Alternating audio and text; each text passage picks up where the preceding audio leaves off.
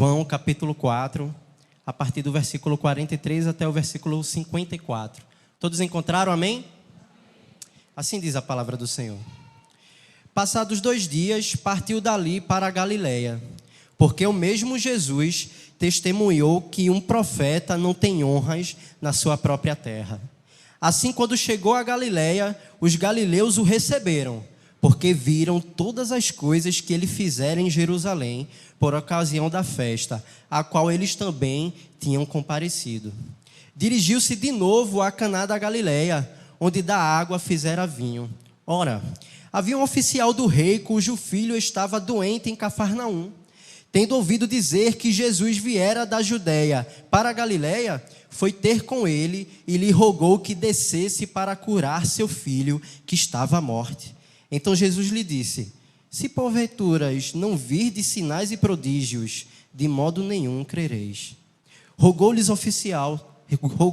o oficial: Senhor, desce, antes que meu filho morra. Vai, disse Jesus, teu filho vive. O homem creu na palavra de Jesus e partiu. Já ele descia, quando os seus servos lhe vieram ao encontro, anunciando-lhe que o seu filho vivia. Então indagou deles a que hora o seu filho se sentira melhor. Informaram: ontem, à hora 7ª, a febre o deixou. Com isto, reconheceu o pai ser aquela precisamente a hora em que Jesus lhe dissera: teu filho vive. E creu ele e toda a sua casa. Foi este o segundo sinal que fez Jesus depois de vir da Judeia para a Galileia. Até aí, meus irmãos. Gente, há não muito tempo atrás, vou contar um testemunho aqui rápido, logo de início. Há não muito tempo atrás, eu lembro que eu precisei fazer alguns exames médicos por conta de um problema que eu estava tendo. Não era um problema de saúde muito grave assim, mas um desses exames médicos que eu tinha que fazer era uma ressonância magnética. O meu problema na época era um problema que eu estava no meu joelho estava incomodando muito, eu não sabia muito bem o que era. E então o médico disse que eu precisava fazer esse exame para a gente ter uma ideia melhor do que estava acontecendo aqui com o meu joelho, na verdade era com os 2 joelhos. Então ele pediu para eu fazer esse exame para a gente ter uma visão melhor e para seguir com o tratamento mais assertivo de acordo com a resposta, de acordo com o resultado da ressonância magnética. Então, chegando lá na sala para fazer a ressonância magnética, a enfermeira me preparou, não sei se alguém já fez esse exame, mas de joelho, você chega lá, deita no lugar, ela bota um treco no seu joelho, dos 2, né? Ela botou em outro, depois botou em outro, tinha lá um túnel para você entrar, aí ela me deitou e disse: olha, fica tranquilo, que vai fazer só um pouquinho de barulho, mas não é nada que vai te incomodar muito não. Aí é só você ficar parado, totalmente parado, porque se você mexer, a gente vai ter que fazer tudo de novo. Aí eu: não, tranquilo, tá tudo certo, estou aqui parado. Então ela saiu e aí o negócio começou a fazer barulho. Não era pouquinho não, era muito. Eu pensei que aquele negócio ia explodir. Eu fiquei logo preocupado. Aí ainda pensei em apertar o botão para ela, mas eu lembrei, vai ter que fazer tudo de novo. Eu não vou ficar aqui quietinho, porque se ela disse que ia fazer barulho, então tá tudo certo. Então, graças a Deus, a máquina não explodiu.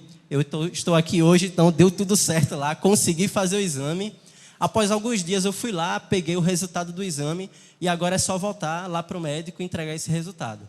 Já faz mais ou menos 2 meses que eu fiz esse exame. Não sei se ainda está em voga esse exame que eu fiz. Espero que sim. Pretendo um dia voltar para o médico para entregar o exame, né? Mas meu joelho já está bom aqui, graças a Deus.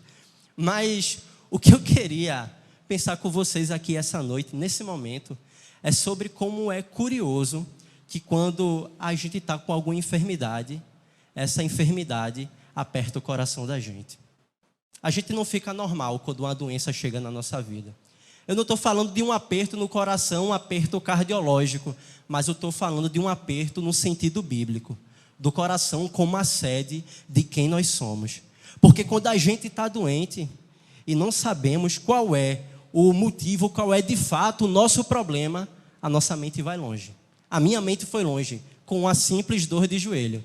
Eu cheguei que talvez eu não pudesse mais andar em algum momento. Uma dorzinha no joelho me fez pensar em meio mundo de coisas, talvez até uma coisa pior. Pensei até em amputação. Mas eu acho que todo mundo é assim, não é? A gente sente uma dorzinha aqui, uma dorzinha ali. A gente sente uma dor fina aqui, já pensa que é infarto. Um rapaz de 16 anos, não é infarto, apenas são gases. Mas a mente da gente vai longe. Eu creio que todo mundo aqui já teve essa experiência de lidar com enfermidades. Seja um braço quebrado que ele quebra quando a gente sai de casa, seja uma pneumonia, seja uma catapora, dor de dente, aquela dor de cabeça extrema que deixa a gente debilitado, uma garganta inflamada que impede a gente de digerir algum alimento que a gente gosta. É claro que existem muitas outras doenças mais sérias do que essas.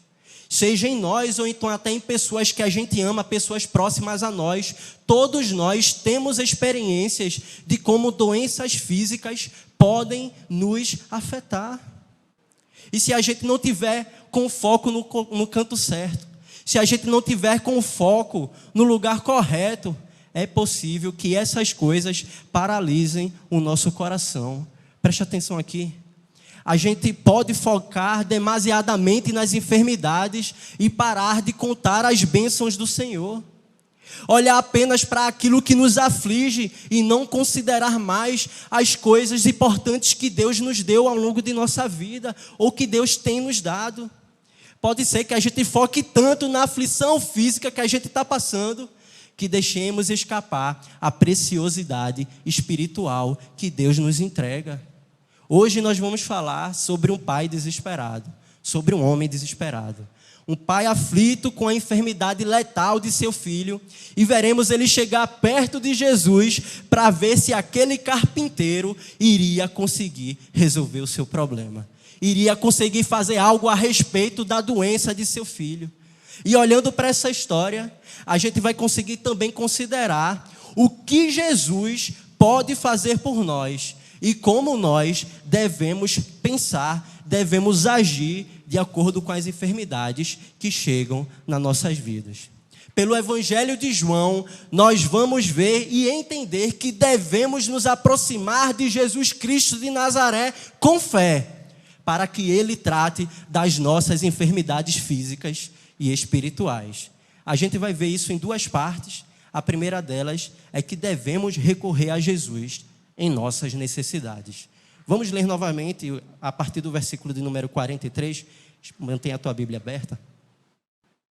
E 2 dias depois, partiu dali e foi para a Galileia, porque Jesus mesmo testificou que um profeta não tem honra na sua própria pátria. Chegando, pois, a Galileia, os galileus o receberam, vistas todas as coisas que fizeram em Jerusalém no dia da festa, porque também eles tinham ido à festa. Dirigiu-se de novo a Caná da Galileia, onde da água fizera vinho. Até aí. Vejam, o texto aqui diz que Jesus volta para Caná da Galileia. Você lembra o que aconteceu em Caná? Uma coisa muito importante aconteceu lá. O finalzinho do texto dá um spoiler. O finalzinho do texto que a gente leu agora diz o que foi que aconteceu lá. Ele nos lembra que em Caná da Galileia foi o lugar em que Jesus realizou o primeiro grande milagre dele, onde ele transforma água e vinho num casamento. E o autor aqui, ele traz à nossa memória, ele nos lembra que deste sinal que Jesus fez, que foi demonstrado em manipular os elementos para transformar uma simples água no melhor vinho da festa. E nos versículos 44 e 45, a gente parece ver uma contradição aqui nesse texto. Jesus parte para a Galileia, território dos judeus, e o escritor João, o apóstolo, lembra que Jesus disse que um profeta não tem honra na sua terra. Só que no versículo 45, parece que Jesus foi bem recebido. Então, se o profeta não tem honra na sua terra, como é que Jesus foi bem recebido? Como assim? Jesus fala que um profeta não tem honra, que o profeta ele não vai ter honra todas as vezes que ele chegar ou falar na terra dele, mas Jesus chega lá e é bem recebido pelo povo. O que é que está acontecendo? E por que que Jesus falou isso? Porque foi interessante para o autor lembrar das palavras de Jesus aqui nesse momento. A gente consegue entender isso se a gente se lembrar rapidamente da sequência de acontecimentos anteriores a este versículo. Lembre-se, depois que Jesus transformou a água em vinho lá no casamento em Caná da Galileia, ele foi para o sul, foi lá para a Judeia. Ele vai para Jerusalém participar da Páscoa. A intenção de Jesus Cristo era participar da Páscoa lá. E o que é que acontece? Jesus tem uma conversa branda com o pessoal lá do templo. Não, brincadeira, não é uma conversa branda. Jesus vira lá as mesas, Jesus fala severamente com eles, repreende severamente os mercadores do templo. Teve também uma conversa muito interessante e profunda com Nicodemos. E Jesus também faz vários milagres, a Bíblia diz isso. Jesus então sai da Judeia para voltar para a Galileia, mas a Bíblia diz que é interessante para Jesus Cristo fazer um desvio, um longo desvio e passar por Samaria, onde ele queria falar com algumas pessoas, em especial com uma mulher. Ele queria falar da sua palavra em território estrangeiro. E lá em Samaria, ele tem uma enorme receptividade. Ele teve uma conversa, como eu já falei, profunda e espiritual com uma mulher à beira de um poço. Eu sei que você conhece essa mulher, conhecida como a mulher samaritana, a quem ele disse: os verdadeiros adoradores adorarão o Pai em espírito e em verdade. Logo depois da conversa com a mulher, chegaram alguns samaritanos e honraram a Jesus Cristo, reconhecendo que ele era o Salvador do mundo, que Jesus Cristo era o Messias prometido. Mas então chega o versículo 43, e ele vai novamente para Galileia. E lá, em sua terra, diferente do que aconteceu em Samaria, o pessoal está apenas interessado nos milagres que Jesus pode fazer. Ele foi sim bem recebido na Galileia, mas ele não foi honrado como o Messias. Ele não foi honrado como aquele que era o Salvador do mundo. Se lermos as partes em que Jesus passou por Samaria, Jesus não fez nenhum milagre lá. Ele não realizou nenhum sinal. As pessoas simplesmente acreditaram nas palavras de Jesus Cristo. Em contrapartida, as pessoas da Galileia o receberam porque se lembraram daqueles milagres que ele tinha feito. Então, quando Jesus chega, eles dizem: opa, chegou um curandeiro entre nós. Eu vou chamar todo mundo que está doente e vou levar para lá, para Jesus curar essas pessoas. Meus irmãos, isso não é honrar a Cristo. Isso é querer usar a Cristo, mas não é honrá-lo.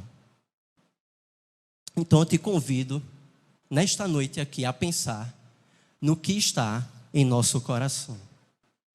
O que é que está no nosso coração? Nós achamos que honramos a Jesus por acreditar que sempre quando tivermos com uma doença grave, Ele vai nos curar.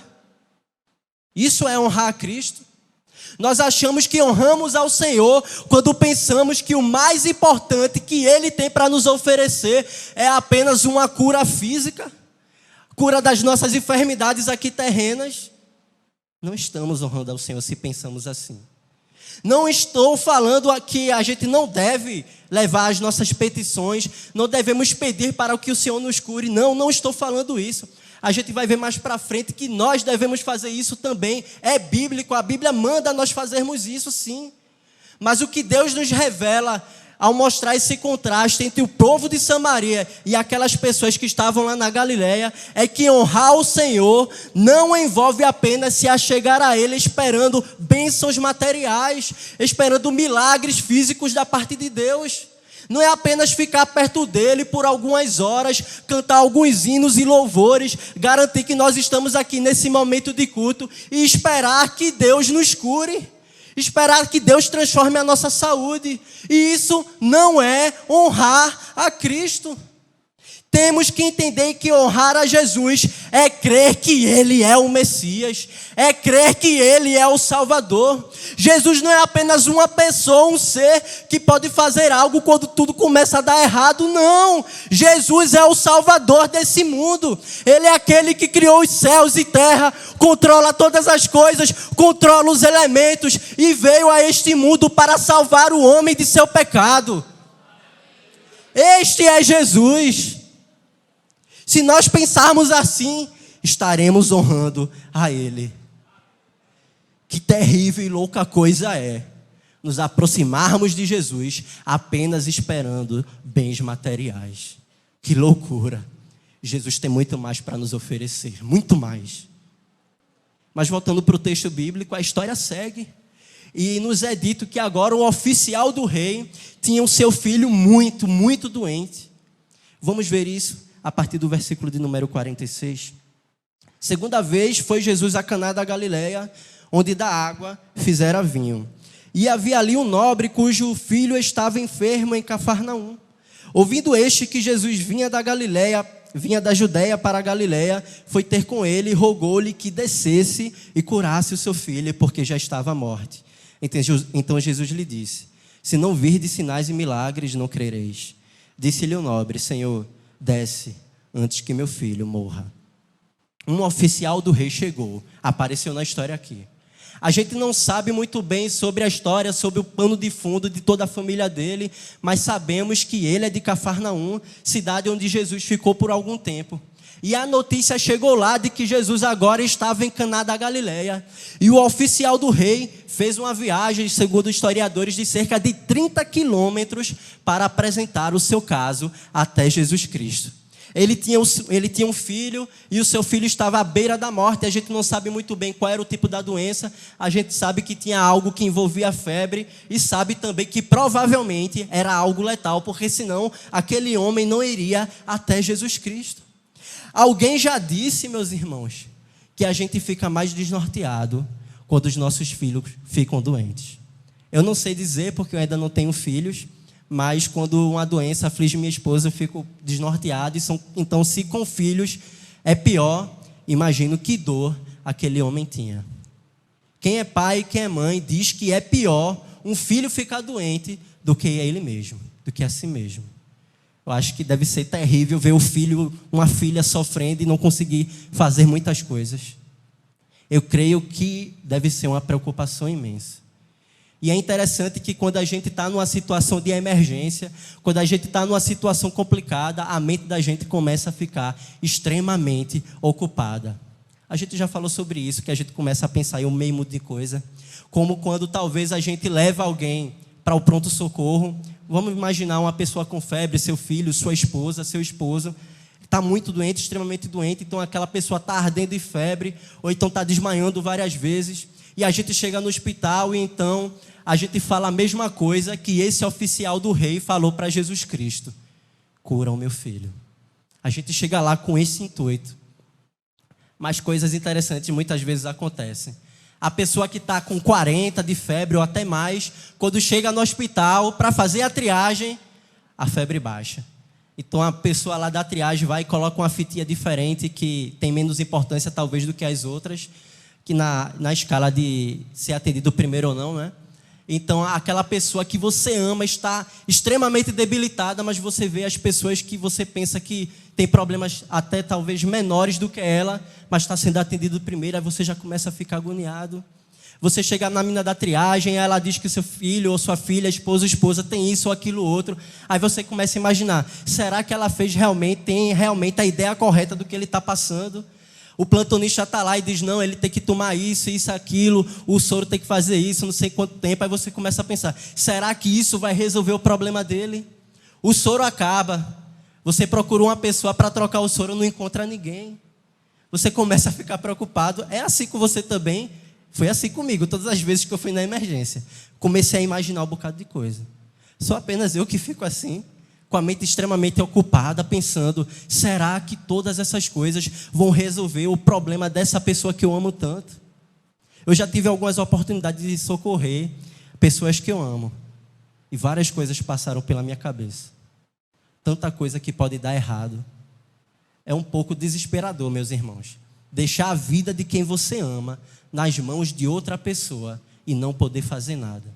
Eu imagino o turbilhão que estava passando na mente daquele oficial do rei.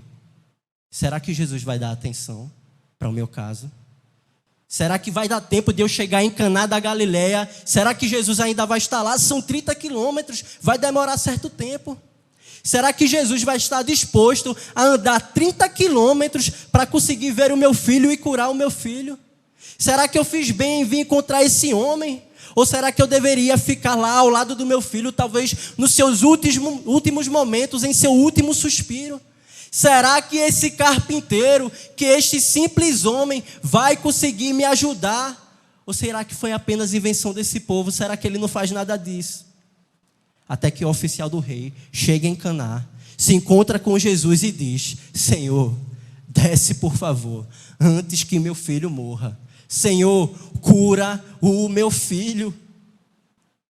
Você que está aqui nessa noite, meu irmão, minha irmã, você que nos visita, consegue descansar no Senhor, depois de apresentar a doença a Ele?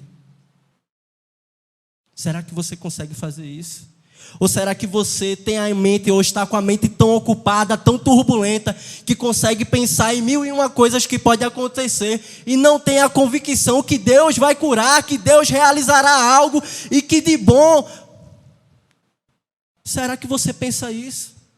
Faça como o oficial do rei, que deixou tudo e foi se encontrar com aquele que poderia trazer solução para o seu problema, aquele que poderia trazer a cura para o seu filho.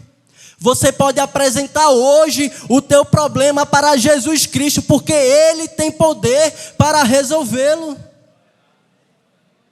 Mas infelizmente alguns preferem levar os seus casos e doenças para pediatras, farmacêuticos. Veja, eu não sou contra os oficiais da saúde. Eu amo os oficiais da saúde. Amo a criatividade dada por Deus para que essas pessoas tenham aprendido todas as soluções para amenizar a dor humana. Mas perceba que as nossas obras devem acompanhar a nossa fé. Então nós recorremos a Jesus em orações e súplicas quando você está enfermo e doente.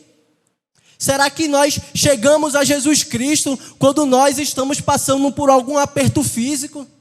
Será que pedimos para que Jesus opere através dos remédios, fisioterapia, quimioterapia, ou até coisas que vão além disso, coisas sobrenaturais? Quanto é que precisa você ou alguém que você ama estar com febre para você começar a orar? 38,5? Acima de 39? Acima de 40? Quando é que a gente começa a orar para Jesus Cristo? Quando alguém da nossa família, algum ente querido nosso está doente. Irmãos, temos que começar, temos que nos acostumar a chegar a Jesus Cristo quando o nosso problema bate a porta. Temos que aprender a confiar nele desde o início. Não precisa ser apenas em situações extremas como esse homem passou. Nós temos que parar de viver como ateus na prática.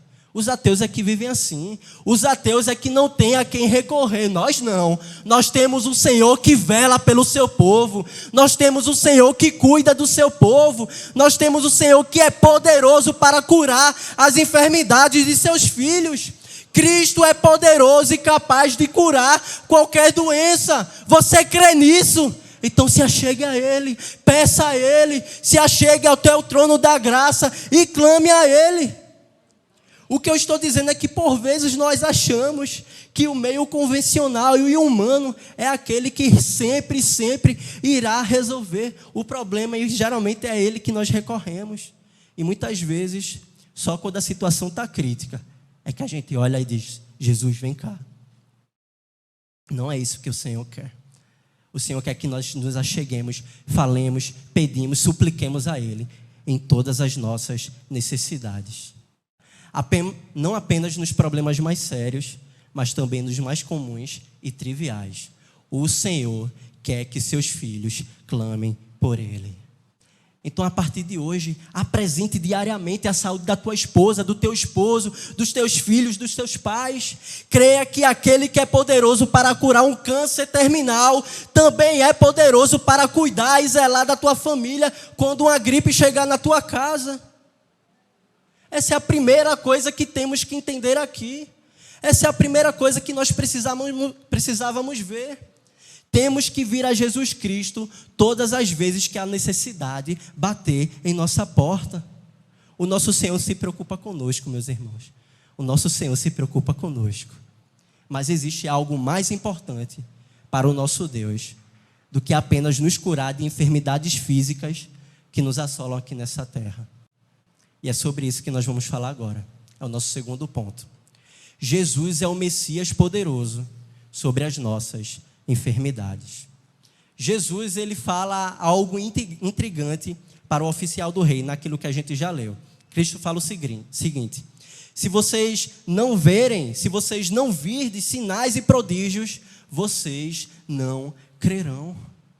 Com esta declaração, Jesus não está falando apenas daquele oficial, apenas daquele homem, não. Jesus está falando de modo geral. Jesus está generalizando acerca de todo o povo da Galileia.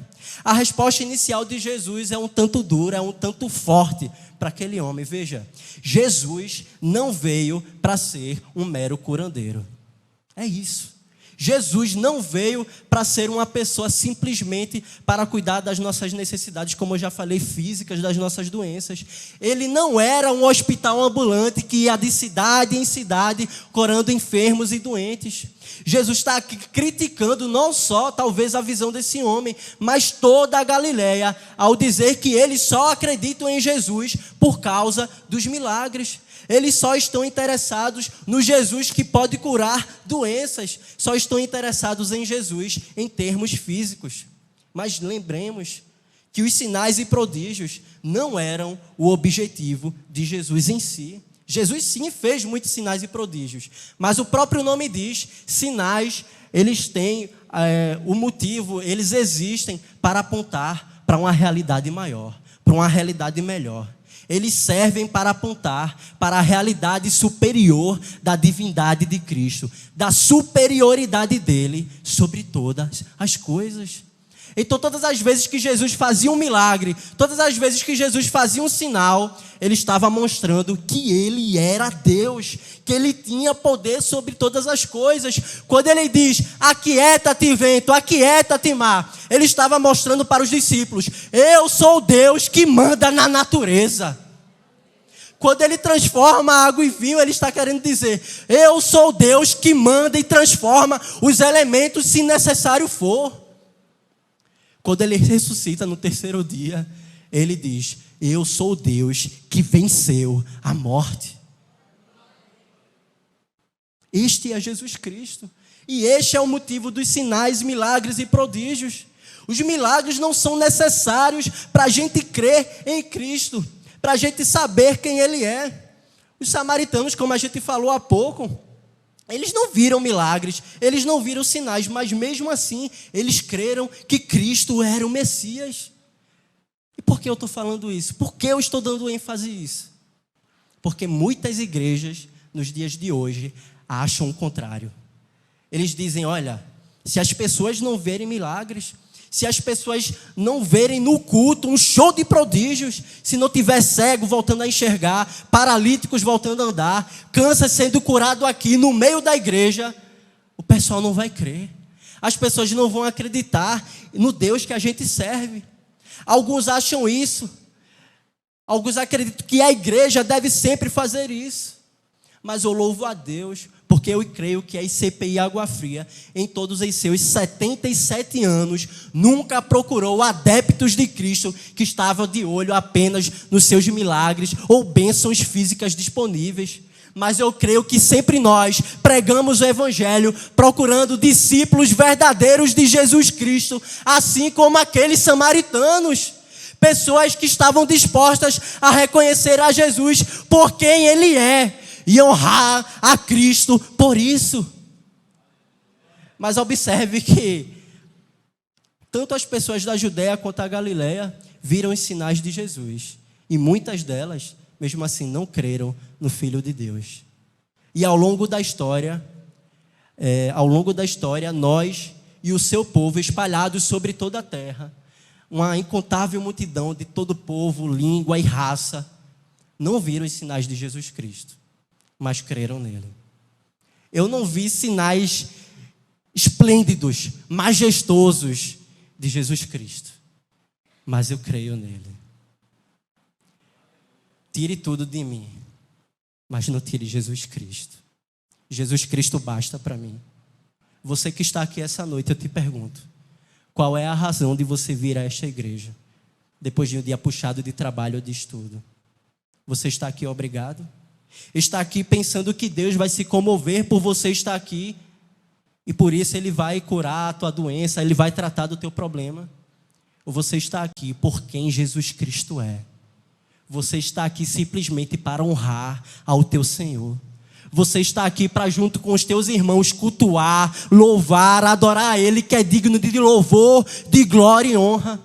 Você está aqui como um galileu ou como um samaritano. Deixa eu te falar de novo, Jesus pode sim cuidar da nossa saúde, Jesus pode lidar com as nossas finanças, com as nossas dívidas, ou curar um relacionamento quebrado. Ele pode fazer todas essas coisas e devemos pedir todas essas coisas para Ele.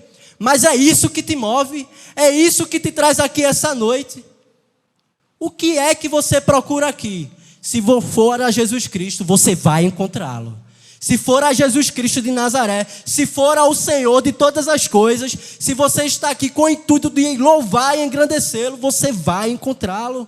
Talvez você esteja aqui hoje porque Deus tem te quebrado. E Deus tem te atraído através da dor, através do sofrimento. Ou talvez tenha quebrado alguém que mora perto do teu coração. Talvez Ele tenha feito tudo isso para que você acorde. Não deixe de ver hoje como é que você pode sair transformado após o encontro com Jesus Cristo. Uma transformação muito superior a uma cura física. Você pode sair hoje com um novo coração, com a vida toda transformada.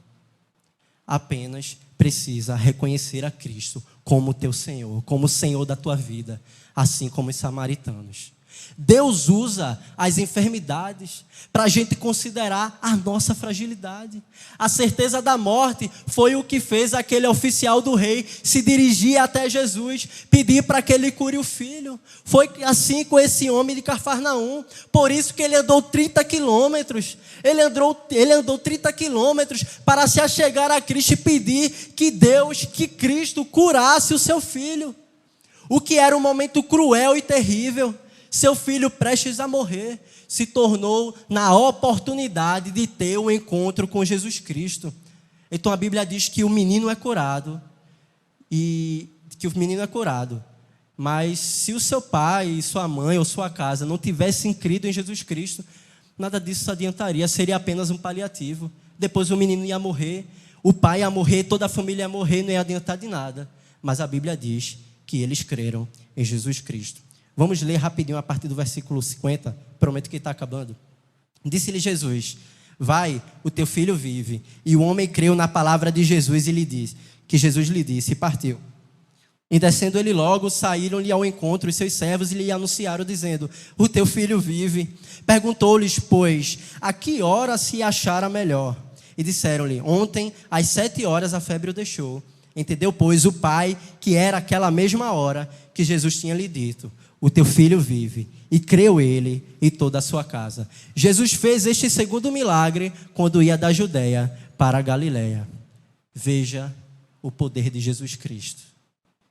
A ideia daquele homem: eu vou chamar Jesus Cristo, ele vai andar 30 quilômetros comigo, ele vai descer, vai chegar lá no meu filho, vai impor as mãos e o meu filho será curado. Jesus Cristo diz: não, vai diferente. Você pode ir, que o teu filho já foi curado.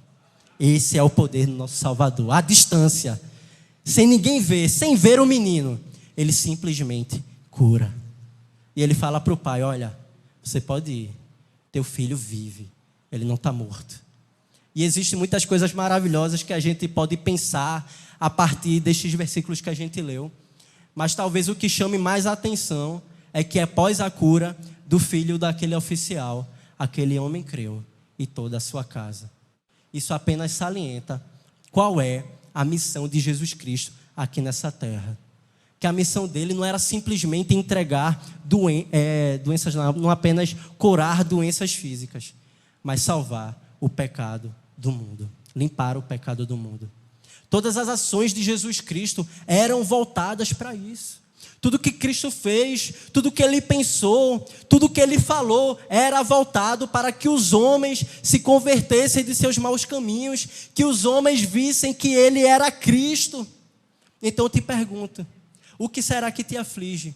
O que tem destruído o teu coração? O que tem tirado o teu sono? O que tem rasgado a tua alma? O que tem feito você pensar em desistir? Eu não sei o que é.